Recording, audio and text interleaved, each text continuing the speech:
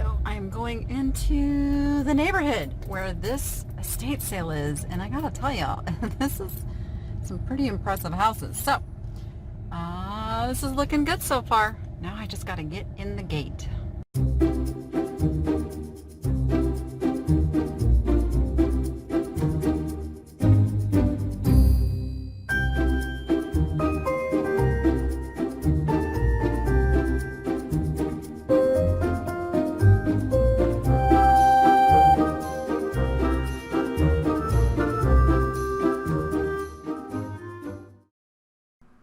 I'm doing a voiceover on this video just to respect the privacy of the homeowner who was just having a conversation with her daughter in the background.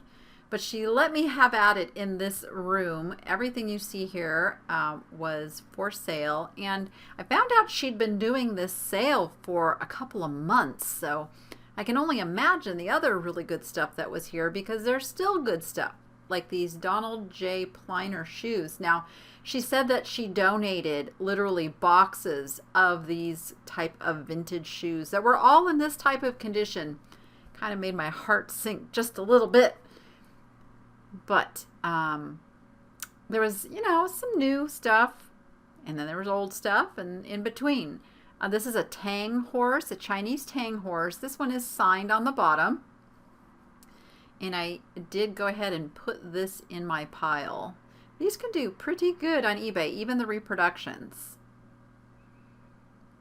I liked this bowl. Now, she had listed a lot of stuff on eBay already, but she was willing to take the stuff off of eBay and sell it to me. You can see that she had it on eBay, I think she said for $10 there. This is a really heavy stoneware casserole. Let's see, I'm thinking Falstaff makes one like this, but the edge is a little different. I'm leaning toward this being Hull, but it's just marked USA Pottery on the bottom.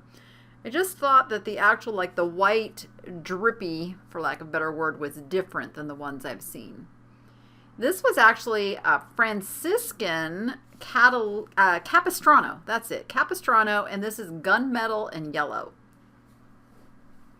I liked these brass candlesticks because they had the teak wood in the middle, and just knowing what she told me about the people who had owned these items, I knew this was all pretty quality stuff.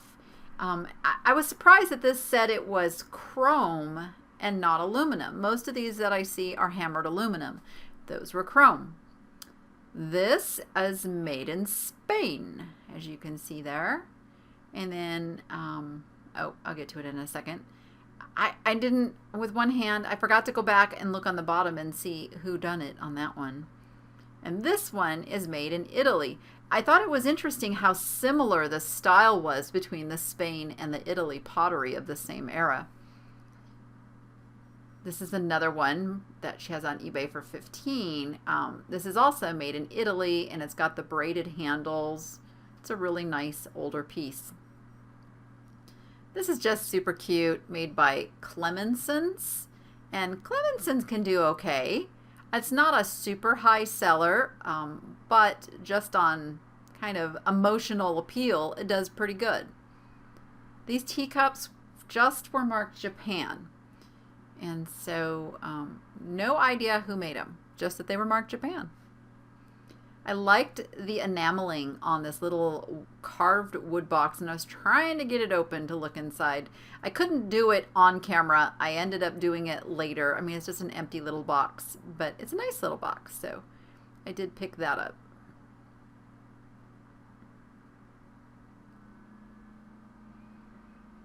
Coming around the table, and I spot these apples. I thought they were wood, but they're not. They are candles. And this guy's just fun. I put him in my pile.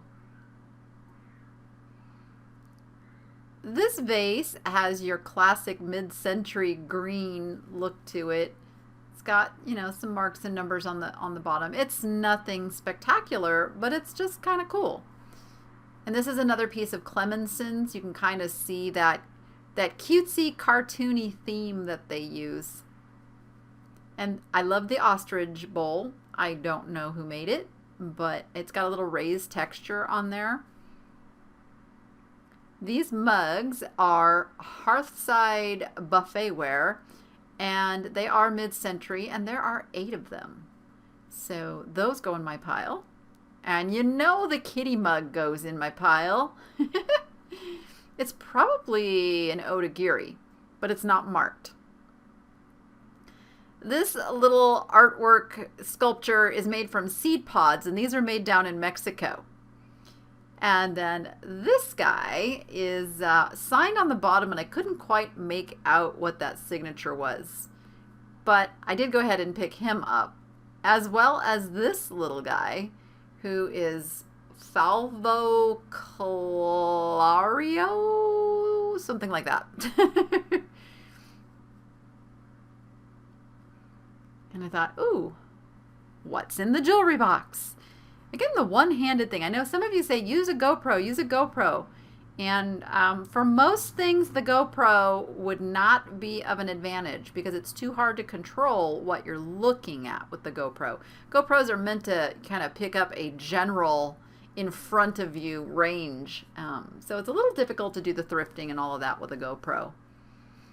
I've gotten pretty good at the one-handed. These are our costume jewelry, but they're pretty fantastic costume jewelry. I did put both of them in my pile, and she got an offer on one while I was there. So she sold one of them to someone else on her Facebook marketplace. This is a hobbyist piece, quite a large and heavy hobbyist piece. And this lamp, I really think I'm going to go back and get this lamp. Now that I'm watching the video again, it's kind of calling to me. This is a box of vintage needle craft, and I know that they can sell, but they're not really my niche. I loved the cat art. I cannot make out who the artist is, but I'm sure I'll be able to dig a little bit and figure that out based on the styling. Kind of makes me think of like a block print. With just a cute little painted pan there. This handbag was made by Sally Huss. And they do okay. They're not real big sellers, but I did love the colors on that one. Quite striking. All right, let's go over to see what's on top of the piano. And she had a lot of these hand crocheted doilies. Kind of took me back to the days of my grandma, who was a big crocheter. Now my mom crochets, but she doesn't really crochet doilies. She makes little animals and fidget sleeves and all kinds of things like that. There's a link to her Etsy store down in my description if you want to take a look. And what estate sale is complete without a pair of creepy clowns? Yep, there they are. There was lots of art, and she told me that people were world travelers and they would pick up things on their travels. So I was kind of looking, but first I was distracted by this lamp, which had a very interesting plug. If you know anything about lamps and plugs and what era that was done in, I would love to know. It's very Hollywood Regency with the original shade. I did pick up that lamp. And then this little oil painting caught my eye. It's very well done. It is South American. It's done on board, and I did pick that one up, as well as this big mid-century. Now, what's interesting is it's painted on glass. It's very interesting. I also picked up this one by Robert Reyna. I just liked the colors in it. And she was very reasonable in her prices. So that one went in my pile. And then we called this the lamp that should have been in a haunted mansion. It's a half lamp. It sits against a wall, and it has that same strange plug. This is very vintage. I got to do a little research on that one. And I think I am going to go back for these little crystal lamps as well. So here's my pile. This is everything that I ended up purchasing. I'm going to be sharing everything on a live haul on Tuesday of this week. And if you're watching this way in the future, then I will have already done that live haul and you can watch the replay. But I will go through everything that I bought, talk about it. We can do a little live research, and I'll tell you what I know. Now, there were some things in the garage she invited me out to go see. And again, I am still probably going to do some more business with her. Oh yes, I picked up that other groovy mid-century painting. But there's a pair of andirons that I'm going to go purchase. This lamp is Murano, and it's got the original tag from Balboa, which was the export company for Murano. There's a missing little piece of a label there. Super cool lamp. And then she has two of these atomic eyeball lamps, a little 50s wall lamp. I wish there was two of those. Super nice, just tea sets, some china, some, what do you call it? Oh my goodness, the rose medallion, that's it. This lamp, she has all of the dangling prisms that go down it. It's stunning when it's put together. This is a vintage Buddha statue. It is not metal. It's actually a ceramic, but still has value nonetheless. And this table, oh my gosh, this table, I'm so in love with this toll table. I think I have to figure out how to make that one mine too, and figure out where on earth I could put it.